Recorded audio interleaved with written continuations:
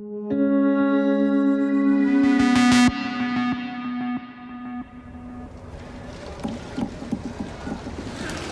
हमारी सरकार का तीसरा कार्यकाल भी बहुत दूर नहीं है। ज्यादा से ज्यादा 100-125 दिन बाकी है। और अब की बार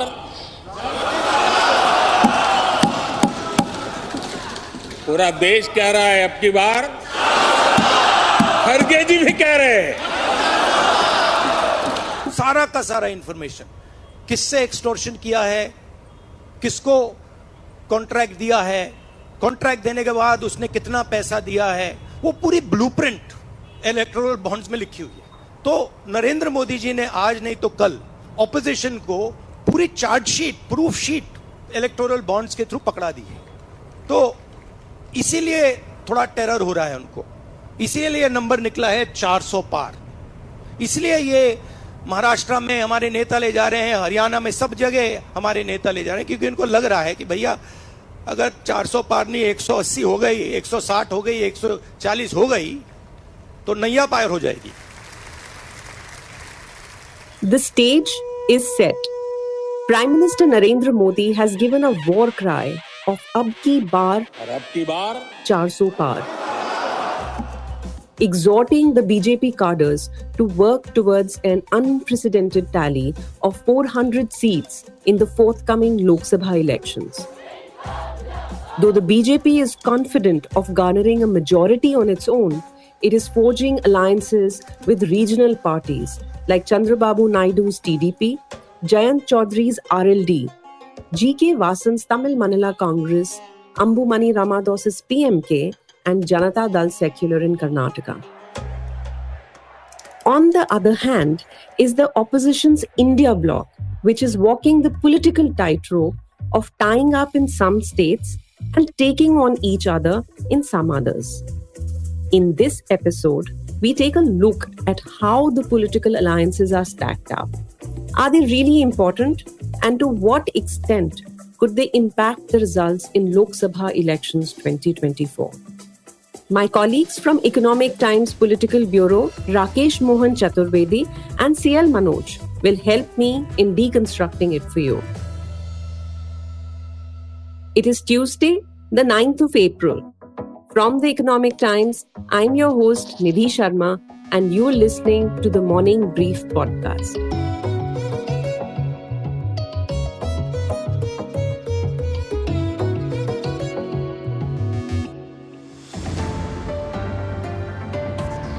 The top political story of the day, and that's coming from Uttar Pradesh today, where the Samajwadi Party and the Congress have finally stitched an alliance. The state of Maharashtra, where the Maharashtra Mahayuti seat sharing talks at the moment are in the last leg. The Rashtriya Samaj Paksh has now said that they will be making sure that they support the BJP. In fact, this was the party that at the moment was horn-hobbing with the opposition Mahavikas Aghadi for the past many weeks. The buzz over a possible alliance between the BJP and the BJD. Now, Odisha BJP President Manmohan Samal has said that there will be no alliance between the BJP and the BJD. He says the BJP will fight in all seats of Odisha on its own capacity. The big battle for India has begun. Both the BJP and the Congress have finalized their alliances, a factor that could play a decisive role in determining the ultimate winner.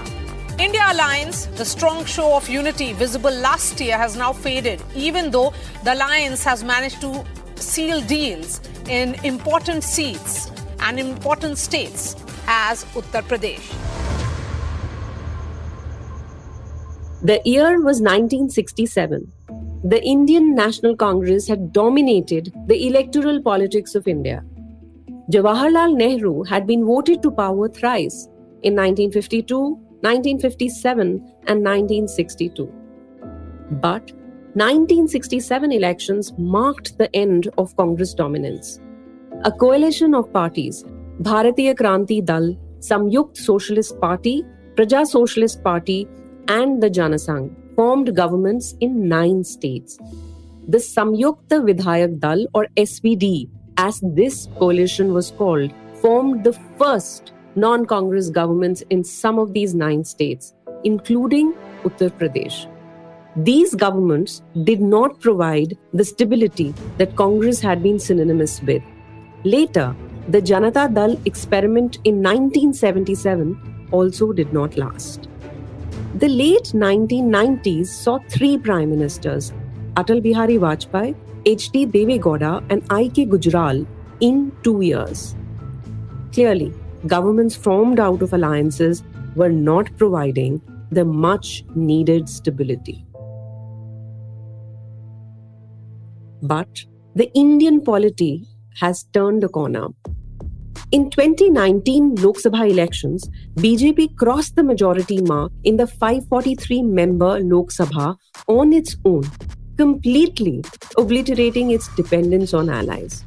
What was remarkable about the victory was in some states like Rajasthan, Gujarat, Haryana, Delhi, Madhya Pradesh and Karnataka, BJP had won all or almost all the Lok Sabha constituencies. And over the years, it has only emerged stronger, winning successive state assembly elections.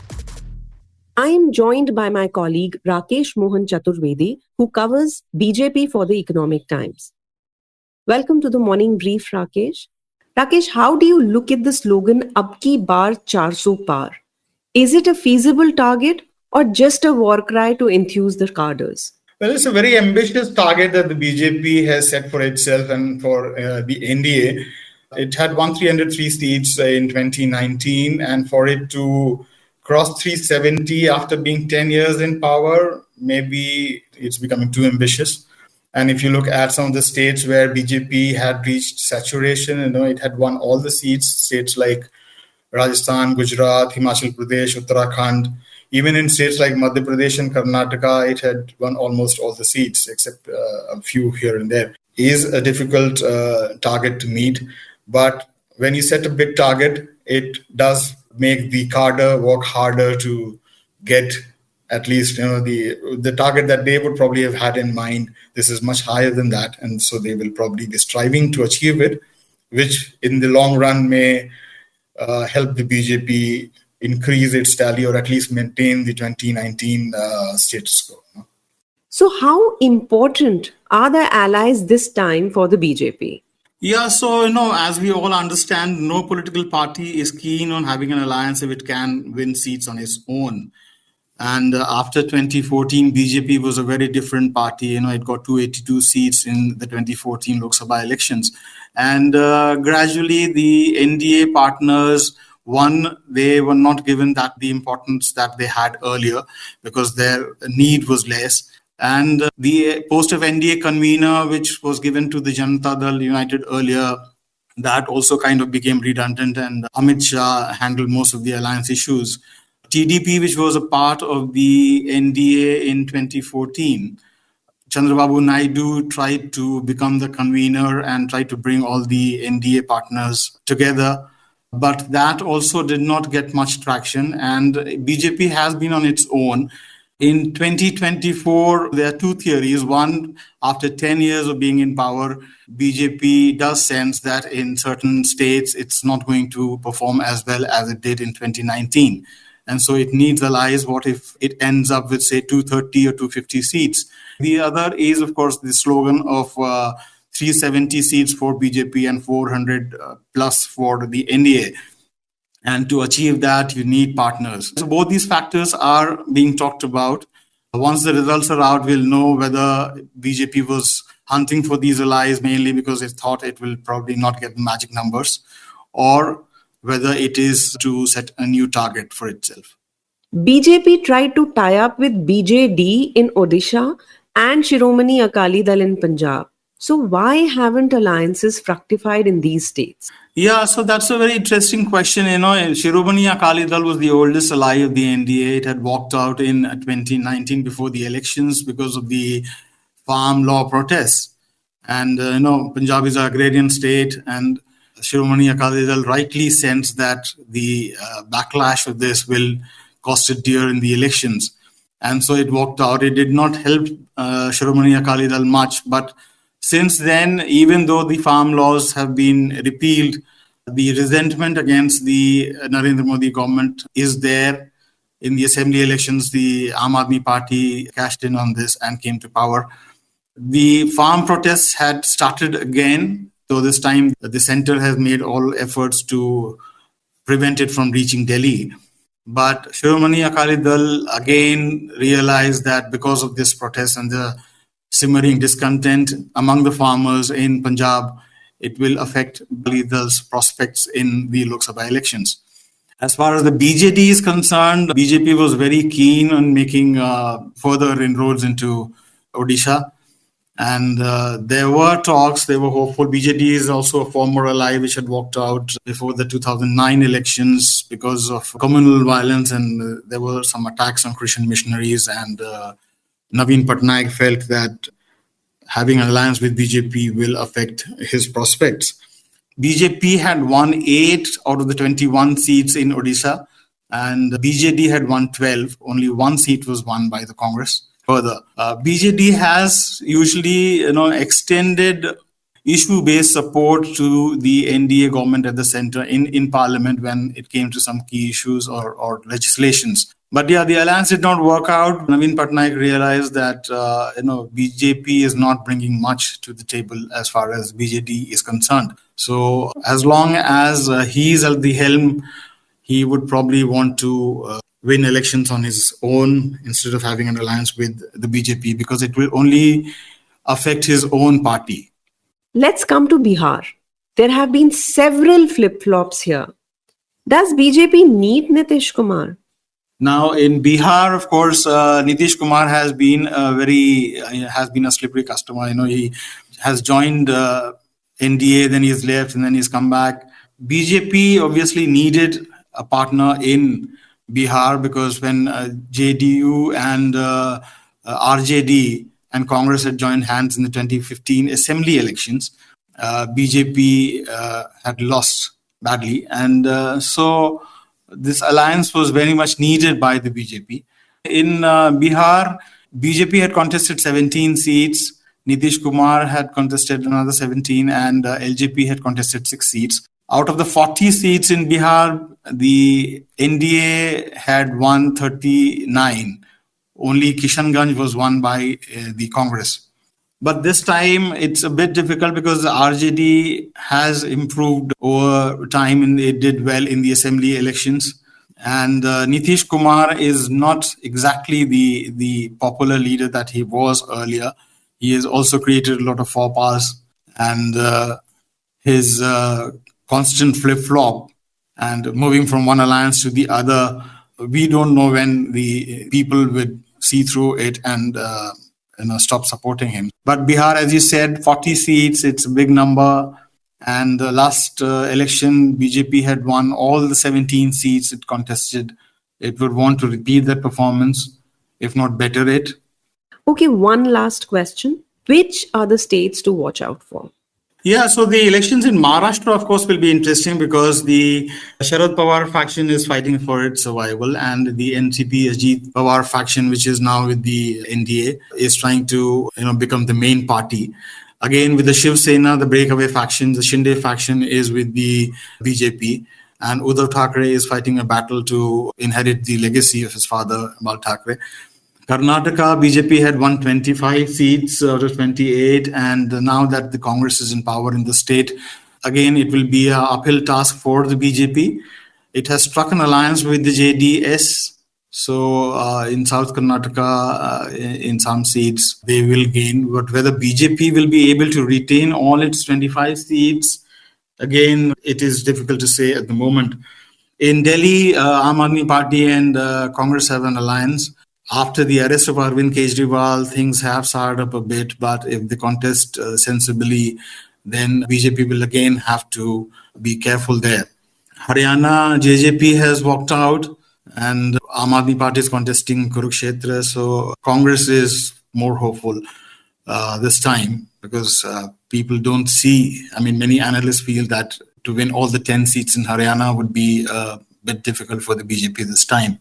Rajasthan, again, it had reached saturation point. So now Congress stands a good chance of winning in, say, around 5 seats or so. Gujarat, of course, BJP will probably be sweeping the state, even though Aam Aadmi Party has done well in the assembly elections in some seats. Madhya Pradesh, again, Congress is trying hard this time. Digvijay Singh is contesting. Chhindwara, again, is difficult for the BJP because Kamal Nath's son, Nakul Nath, is in the fray. Himachal Pradesh, I think BJP is in a good position. Uttarakhand, again, probably all the seats. Narendra Modi has been making a lot of effort to win seats in the south, where in Kerala, in Tamil Nadu, Andhra Pradesh, they have drawn a blank. In Telangana is the only state where BJP has had won 4 seats last time. But in Kerala, it would be very difficult for BJP to win any seats. In Tamil Nadu, because of this Kachativu issue, and in seats like Coimbatore, in Kanyakumari, BJP is hopeful that it may win the seats, but it's very difficult. So there are 65 seats down south where BJP does not have much of a presence, so it's almost nil. The opposition has stitched up a loose alliance, the India bloc. The effort started with Bihar Chief Minister Nitish Kumar playing a pivotal role in bringing all major players together in 2023. But within months, he did an about turn and jumped ship to join the BJP-led NDA. Larger alliances between different parties are in place in several states like Delhi, Haryana, Uttar Pradesh, Bihar, Jharkhand, Tamil Nadu, Gujarat and Goa. But there are intrinsic differences in the India bloc. Congress is in a direct fight with the left front in Kerala, but has an alliance with the left front in Jharkhand, Bihar, West Bengal and Rajasthan. Congress is fighting against Aam Aadmi Party in Punjab, but is in alliance in Delhi, Haryana, Gujarat and Goa. The latest onslaught by investigative agencies has united the fragmented India bloc. The Bonhomie was on display at Ramlila Maidan on March 31 when all parties came together to protest against the arrest of Delhi Chief Minister Arvind Kejriwal and Jharkhand's Hemant Soren. Trinamool Congress, which had refused to tie up with Congress in Bengal, took this opportunity to clarify. We remain with India bloc. I'm joined by my senior colleague CL Manoj, who has been covering state and parliamentary elections since late 1990s. Welcome to the show, Manoj. Manoj, can you explain to us what are the contours of the opposition's India bloc? Who is with whom and in which state?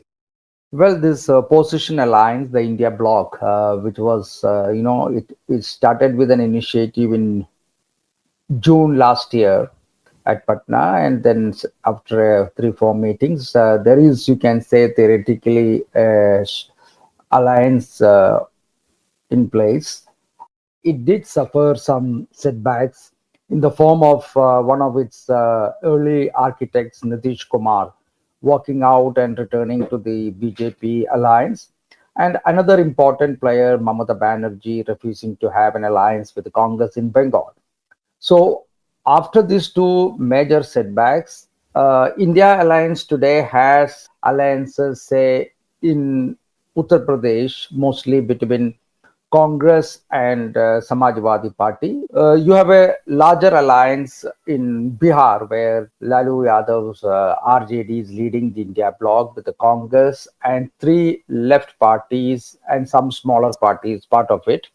Then another major state is Maharashtra, where the Congress, NCP and Uddhav Thackeray's group of Shiva Sena are in alliance. Then you have alliance with the Aam Aadmi Party. In this election, there is alliance in a few states like Delhi, the main place where the Aam Aadmi Party took away the political space of the Congress. Today, they are in alliance with the Congress as a junior partner.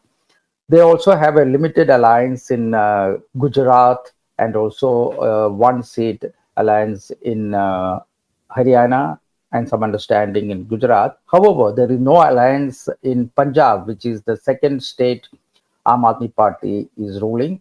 So India Alliance also has alliance with JMM in Jharkhand, and also has understanding with the left in West Bengal, while the left and Congress are fighting against each other in Kerala.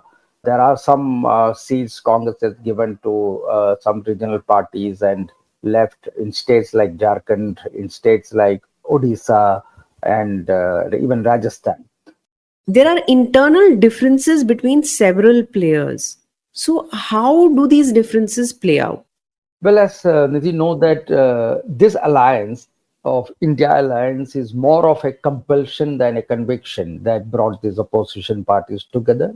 Most of these parties, whether it is Congress or Trinamool, Congress or Aam Aadmi Party, Congress or left parties, they are all main rivals in many of their states.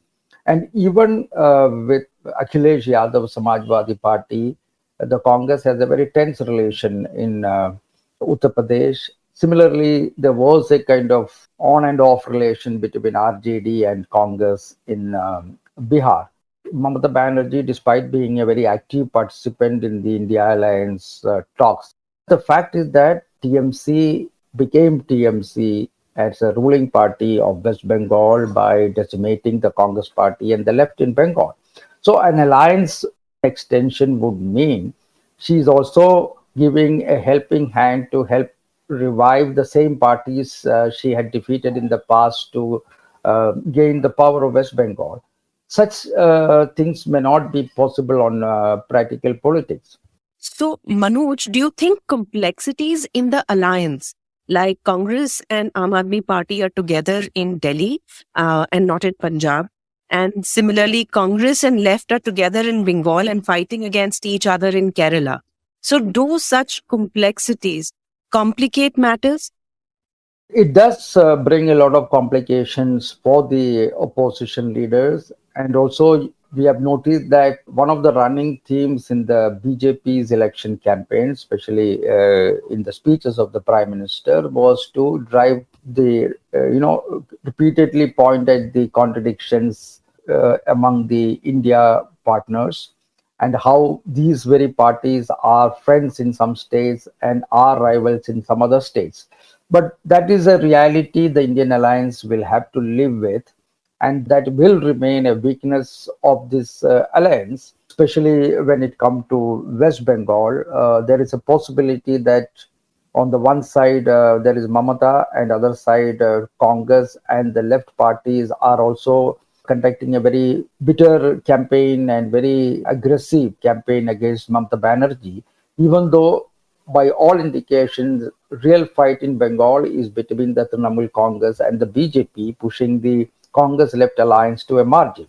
Similarly, in Delhi, while Aam Aadmi Party has already announced its candidates for 4 seats and people are waiting to see the Congress 3 candidates, we need to really know whether the coordination and the understanding that reached between the top leadership of the Congress party and the Aam Aadmi Party, whether it will actually play out on the ground.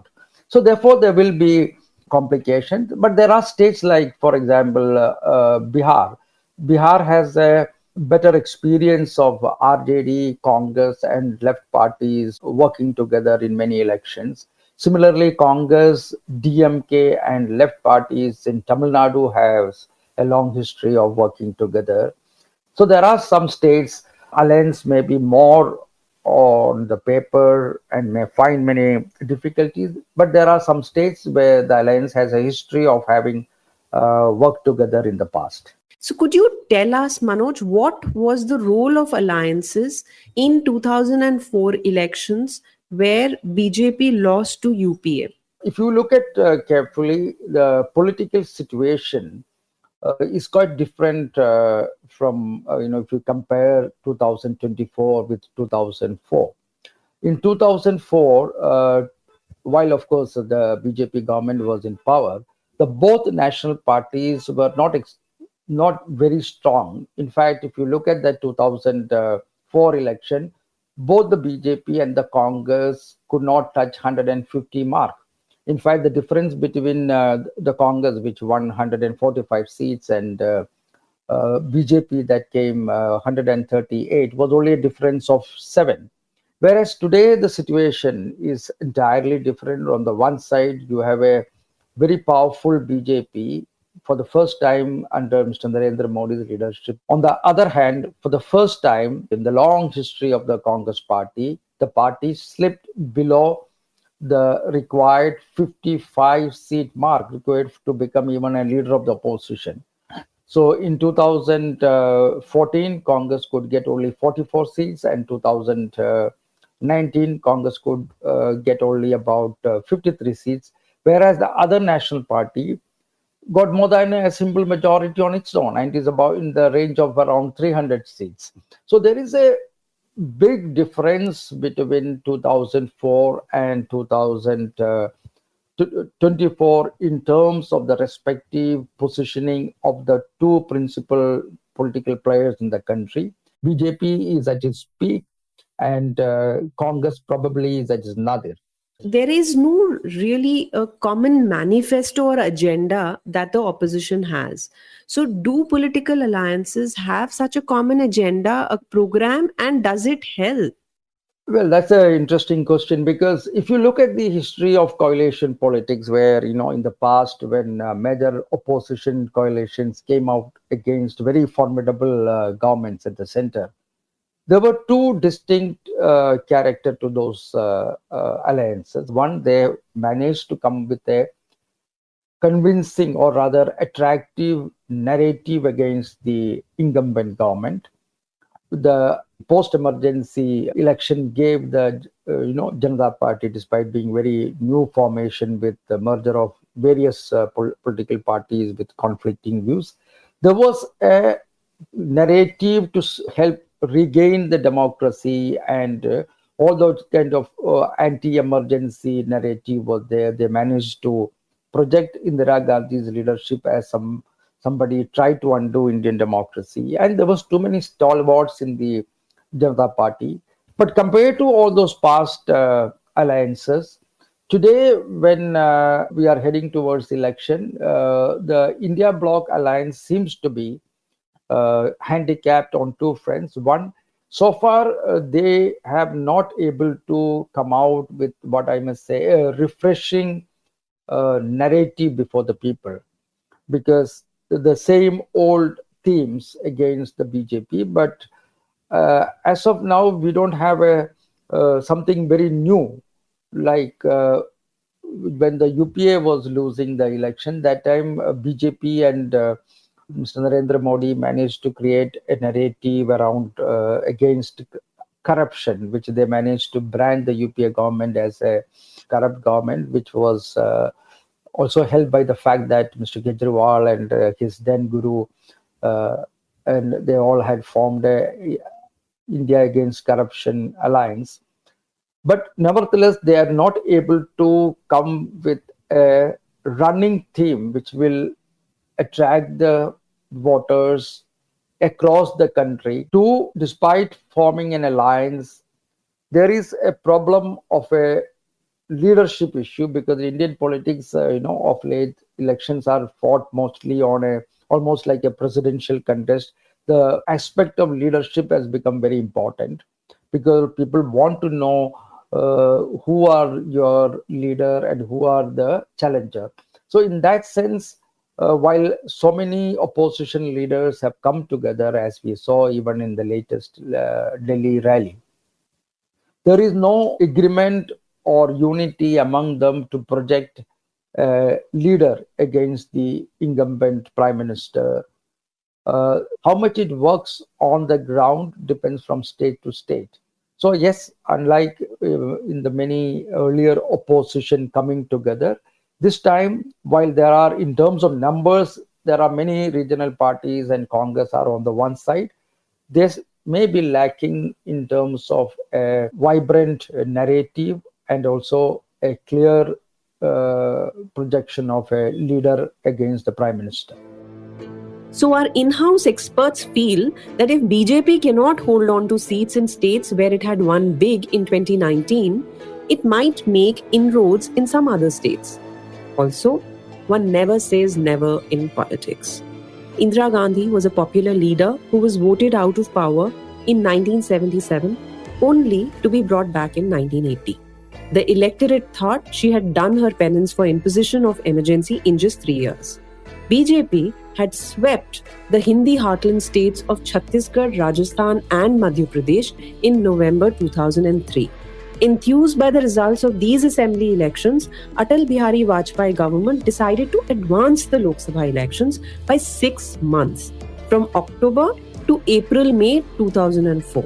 BJP, however, was trounced by Congress-led United Progressive Alliance in these elections. So as all elections go, 2024 promises to be an interesting fight. Do listen in as we get you some ground reports and analysis throughout the poll season. This is all for today. I'm your host Nidhi Sharma, signing off.